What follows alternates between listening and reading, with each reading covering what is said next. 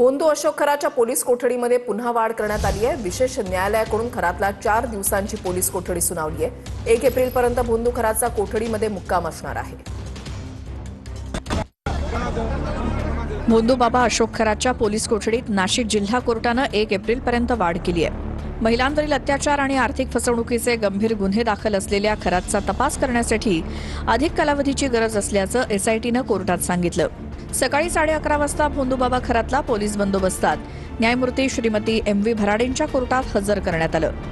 यावेळी एसआयटीचे तपास अधिकारी किरण सूर्यवंशी आणि सरकारी वकील शैलेंद्र बागडेंनी खरातच्या 3 दिवसांच्या पोलीस कोठडीची मागणी केली होती।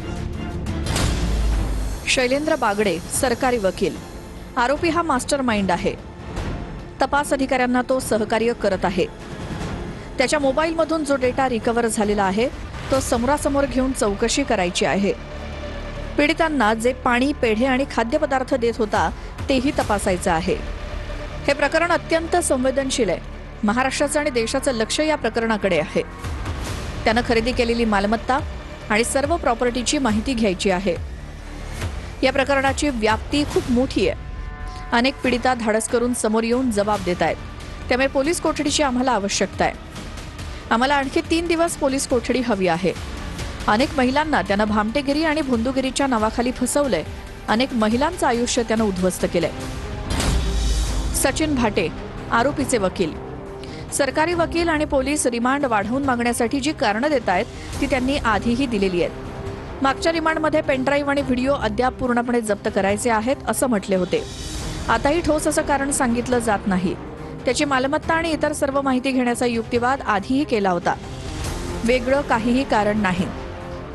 जप्त मुद्देमालात पैसे, लॅपटॉप, एक मोबाईल, काळ्या रंगाची रिव्हॉल्वर आहे ज्याचा रीतसर परवाना आहे।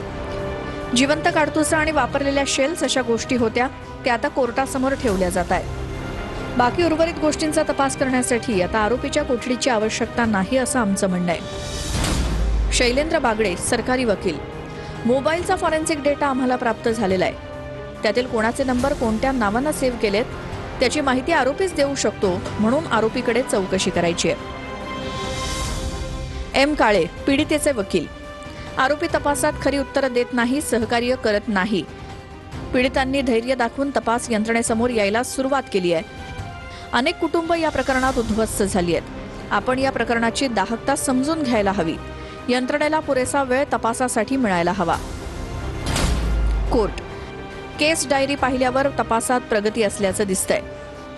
आरोपीनं एकसारखा गुन्हा वारंवार केलेला आहे। अनेक पीडितांवर त्यानं अत्याचार केलेत। रिमांड रिपोर्टनुसार तपास अद्याप पूर्ण झालेला नाही। अनेक गोष्टी अद्याप तपासायच्या बाकी आहेत। आरोपीला 1 तारखेपर्यंत पोलीस कोठडी।